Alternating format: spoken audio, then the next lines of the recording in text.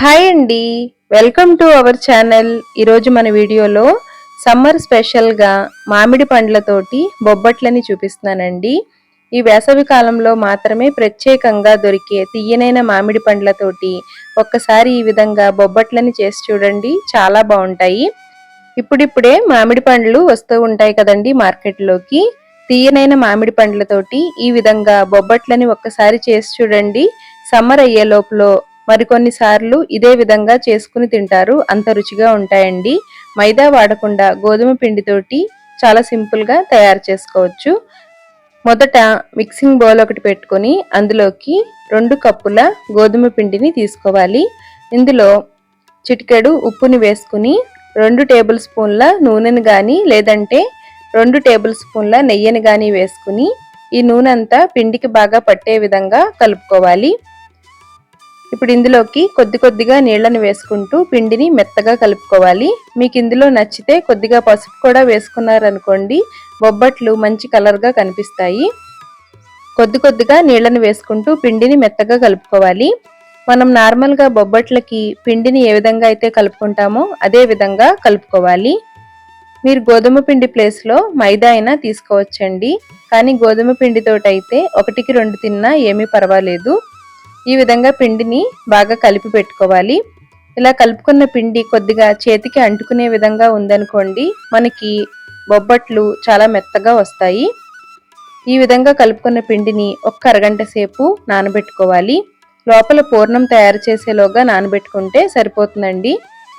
మామిడి పండ్ల పూర్ణం తయారు చేయడం కోసం 1 కప్పు మెత్తటి మామిడి పండ్ల గుజ్జుని తీసుకోండి. తియ్యగా ఉన్నదనుకోండి, బెల్లం అనేది తక్కువ పడుతుంది. మామిడి పండ్ల తీపిదనాన్ని బట్టి బెల్లం అనేది వేసుకోవాలి. 1 కప్పు మామిడి పండు గుజ్జుని మిక్సీ జార్లోకి తీసుకుని ఎటువంటి ముక్కలు లేకుండా మెత్తగా మిక్సీ చేసుకోవాలి.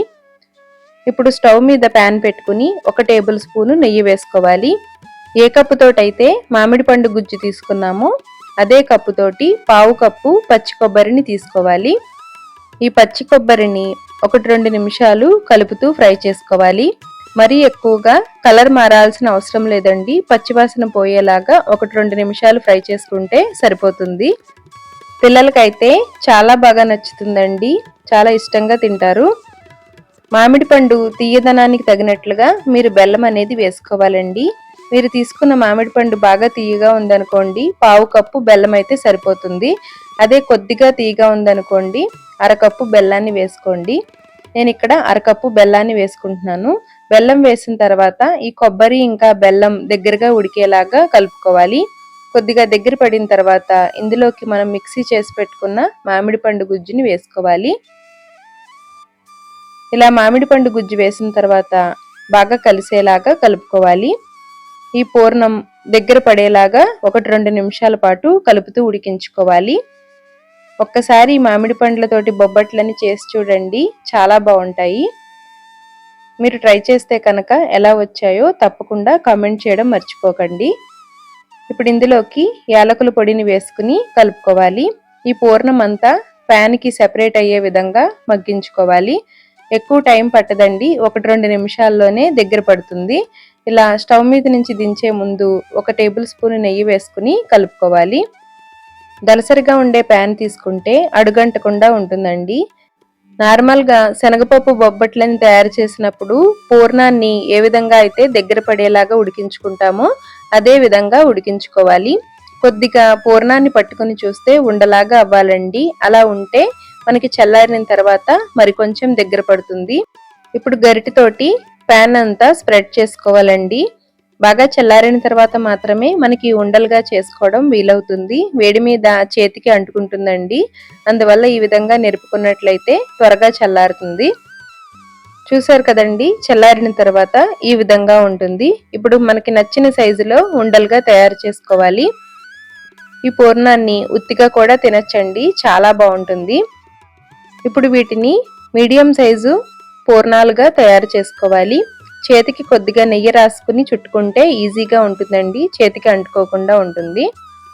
నేను ఈ మామిడి పండ్ల బొబ్బట్టుని తయారు చేయడానికి బంగినపల్లి మామిడి పండు తీసుకున్నానండి. మీరు చెరకు రసాలతోటైనా తయారు చేసుకోవచ్చు, అవి చాలా తీయగా ఉంటాయి.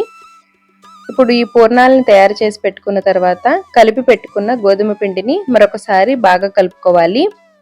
గోధుమ పిండిలో జిగురు అనేది తక్కువగా ఉంటుంది కాబట్టి పిండిని మెత్తగా కలిపి పెట్టుకోవాలండి. ఇప్పుడు ఈ పిండిని మీడియం సైజు బాల్స్ లాగా తయారు చేసుకోవాలి. అన్నింటినీ ఇదే విధంగా తయారు చేసుకుని పిండి ఆరిపోకుండా మూత పెట్టుకుని పక్కన పెట్టుకోవాలి.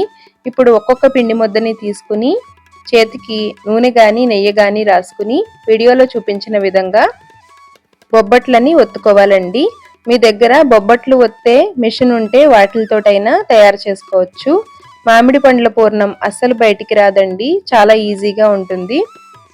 మొదట చిన్న సైజు చపాతీ లాగా చేతితోటి ఒత్తుకున్న తర్వాత మధ్యలో మామిడి పండ్ల పూర్ణం స్టఫ్ చేసుకుని మరీ పలుచగా కాకుండా మందంగా కాకుండా నార్మల్గా మనం బొబ్బట్లకి ఏ విధంగా అయితే ఒత్తుకుంటామో అదే విధంగా తయారు చేసుకోవాలి. చేతికి నూనె కానీ నెయ్యి కానీ రాసుకుంటే చాలా సులువుగా ఉంటుందండి. ఈ విధంగా బొబ్బట్లని ఒత్తుకోవాలి. పూర్ణాన్ని బాగా దగ్గరగా ఉడికించాం కాబట్టి 2-3 రోజుల పాటు నిల్వ ఉంటాయండి, అస్సలు పాడవవు. ఈ విధంగా బొబ్బట్లని ఒత్తుకుని అన్నింటినీ ఇదే విధంగా తయారు చేసుకోవాలి. లోపల పూర్ణం తడిగా ఉంటుంది కాబట్టి మనకి బొబ్బట్టి ఏమీ డ్రైగా అవ్వదండి. ఈ విధంగా అన్నింటినీ ఒత్తి పెట్టుకోవాలి. ఇలా అన్నింటినీ ఒకేసారి రెడీ చేసి పెట్టుకుంటే మనకి బొబ్బట్లు చేసుకోవడం ఈజీగా ఉంటుందండి. ఇప్పుడు స్టవ్ మీద పెనం పెట్టుకుని పెనం బాగా వేడయ్యి పొగలు ఇలా వస్తూ ఉండగా మీడియం టు హై ఫ్లేమ్లో అడ్జస్ట్ చేసుకుంటూ బొబ్బట్లని వేసుకోవాలి. మనం నార్మల్గా బొబ్బట్లని ఏ విధంగా అయితే హై ఫ్లేమ్లో ఫ్రై చేసుకుంటామో అదే విధంగా ఫ్రై చేసుకోవాలి. చుట్టూ కొద్దిగా నెయ్యి వేసుకుని 2 వెంపులా మంచి రంగు వచ్చే వరకు ఫ్రై చేసుకోవాలి. పొంగుతూ వస్తాయండి, చాలా బాగుంటాయి. లోపల మామిడి పండ్ల పూర్ణంతో చాలా బాగుంటాయి. తప్పకుండా ఇలా ఒకసారి ట్రై చేయండి. మీరు ట్రై చేసి బాగా వస్తే మీ ఫ్రెండ్స్ అండ్ ఫ్యామిలీ మెంబర్స్కి డెఫినెట్గా షేర్ చేయండి. ఇదే విధంగా మరొకటి చూపిస్తున్నానండి. నేతితోటి ఈ విధంగా ఫ్రై చేసుకుంటే కమ్మగా చాలా బాగుంటాయండి. తిన్న కొద్దీ తినాలనిపిస్తాయి, అంత రుచిగా ఉంటాయండి. వేడి మీద హాట్ బాక్స్ లో పెట్టి మూత పెట్టినట్లయితే చెమ్మగా ఉంటాయండి. అందువల్ల పెద్ద పళ్ళెంలోకి తీసుకుని ఈ బొబ్బట్లని వేసుకుని వేడి తగ్గిన తర్వాత హాట్ బాక్స్ లో పెట్టుకుంటే చాలా బాగుంటాయండి.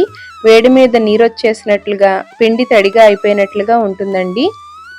ఈ విధంగా అన్ని బొబ్బట్లని తయారు చేసి పెట్టుకోవాలి. చూశారు కదండి, ఎంతో సులభంగా మామిడి పండ్ల బొబ్బట్లని ఏ విధంగా తయారు చేశామో. వేసవి కాలంలో మాత్రమే దొరికే ఈ తియ్యనైన మామిడి పండ్లతోటి ఈ విధంగా ఒక్కసారి బొబ్బట్లని చేసి చూడండి, మళ్ళీ మళ్ళీ చేసుకోవాలని అనిపిస్తూ ఉంటుంది. ఈ వీడియో మీకు నచ్చితే లైక్ చేయండి, షేర్ చేయండి. Thank you.